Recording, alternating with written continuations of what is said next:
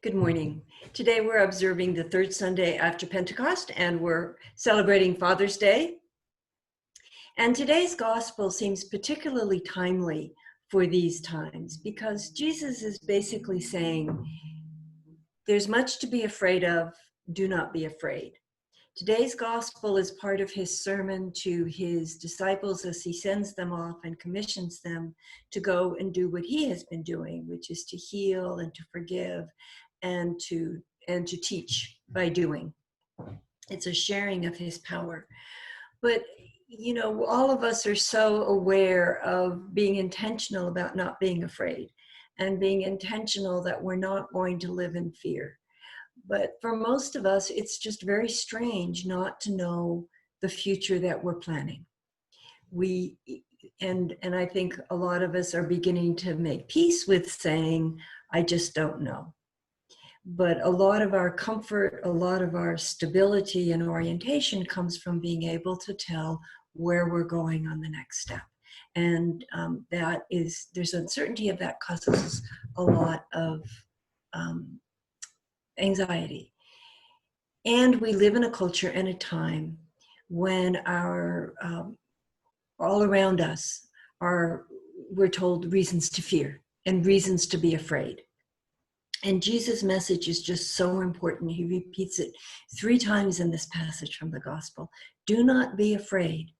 There is a lot to be afraid of, but do not be afraid.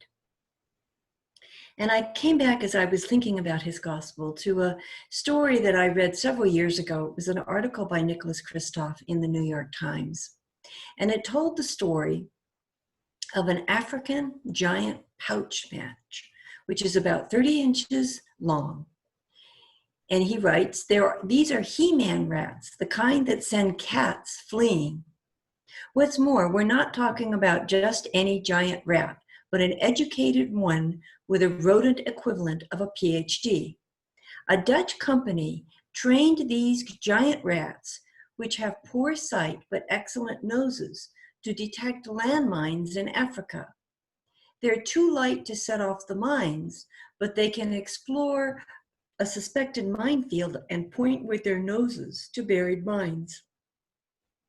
After many months of training, a rat can clear as much land as 20 minutes as a human can in 2 days. In addition to this, these giant rats have been trained to recognize the symptoms of tuberculosis. People who possibly have TB give some sputum, and the rats are able to sniff out and detect the cases of tuberculosis. A technician with a microscope in Tanzania can screen about 40 samples a day. One giant rat can screen the same amount in 7 minutes. And I love this story about us taming the giant pouched rat, because I think this is what Jesus is teaching us to do with our fears. Here we have a prehistoric animal, monstrous, repulsively ugly, and we have trained them to be more effective than 20th century technology. We have transformed beings who would seem to be our enemy into our ally. We've transformed a beast who seemed useless into a tool for our benefit. We've transformed an animal that seemed dangerous into a skilled protector. And that's what Jesus is teaching his disciples, and that is what our faith teaches us to do with our fears. There is much to fear. Do not be afraid.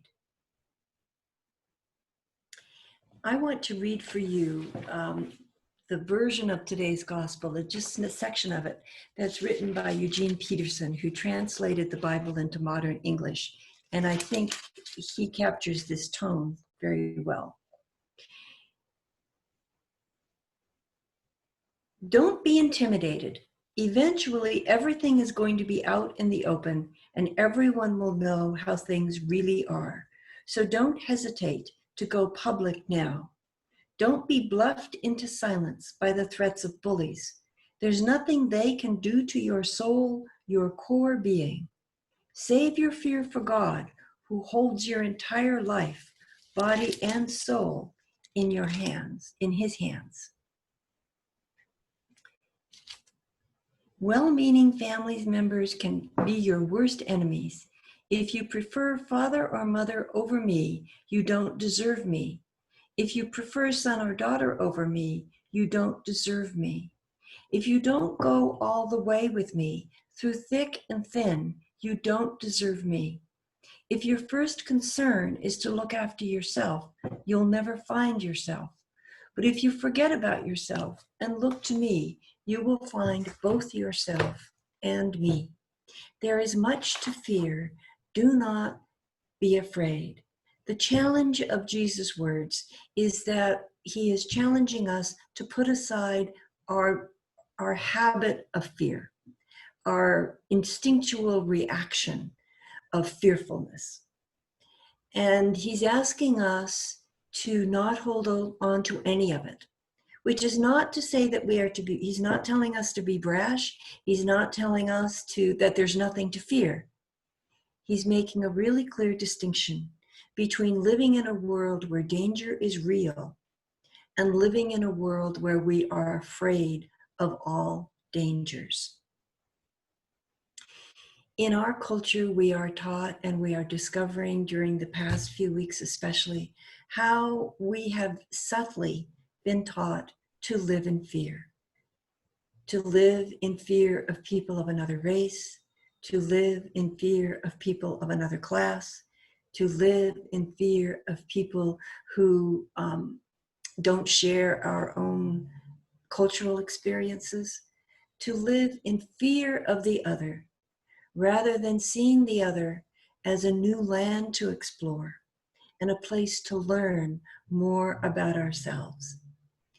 One of my mantras, as you may already know, is that we always face a choice of whether we're going to act in fear or act in love. And we can perform the same action.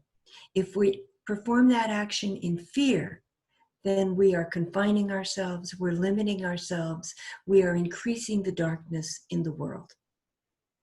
If we do that same action in love, open to infinite possibilities that we have not yet imagined, confident that there is a goodness in the world that will carry us and protect us and be the ground of our being, then we make the world a little lighter. And we discover that there is so much more to learn, and that we are capable of doing so much more than we might have thought of. Jesus isn't trying to pick a fight with people and their families when he talks about this. And remember, he's talking to people who are members of a clan culture whose identity is grounded in their family and clan identity. What he is saying is that you are more than what you think you are, right? You are more than your culture and your family and your clan have defined you to be. And if you are willing to entertain that possibility rather than fearing it, then you will be free, you will be effective, and most importantly, there will be more light in the world. I often read the reflections of a woman named Suzanne Guthrie, whose website, Edge of the Enclosure, includes meditations for every Sunday. And she quotes the Buddhist teacher Pema Chodron in her book, When Things Fall Apart, in how to address the very fears that we have and how to change our instinctual fear, our instinctual act or reaction from fear to love. She says, recognize fear, lean into it, work with it, appreciate it as the foundation of sanity. Appreciating it is the foundation of sanity. Fear itself is the vanguard of wisdom, the vanguard of courage. Don't go into life just for good feelings, but acknowledge and touch what is uncomfortable and unpleasant. Don't be afraid of what is uncomfortable and unpleasant. Don't shy away from the new. Don't let the dark visions overcome your innate capacity to see and to bring light. There is reason to fear. There is much to fear. Do not be afraid.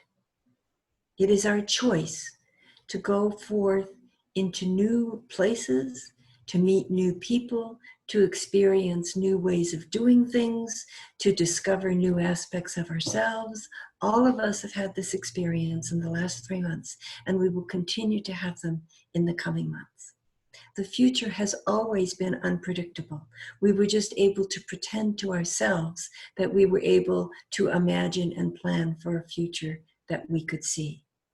We can no longer kid ourselves that we can see the future. We can no longer convince ourselves that tomorrow will be the same as today. There is much to fear. Do not be afraid. And our lives will be full, and the world will have more light in it. I want to end with a poem by Jan Richardson called A Blessing for Walking in the Dark. Go slow, if you can. Slower, more slowly still. Friendly, dark, or fearsome. This is no place to break your neck by rushing, by running, by crashing into what you cannot see. Then again, it is true, different tasks, different darks have different tasks. And if you have arrived here unawares, if you have come in peril or in pain, this might be no place you should dawdle. I do not know what these shadows ask of you, what they might hold that means you good or ill. It is not for me to reckon whether you should linger or leave. But this is what I can ask of you, that in the darkness, there will be a blessing, that in the shadows, there will be a welcome, that in the night, you will be encompassed by the love that knows your name. Do not be afraid. Amen.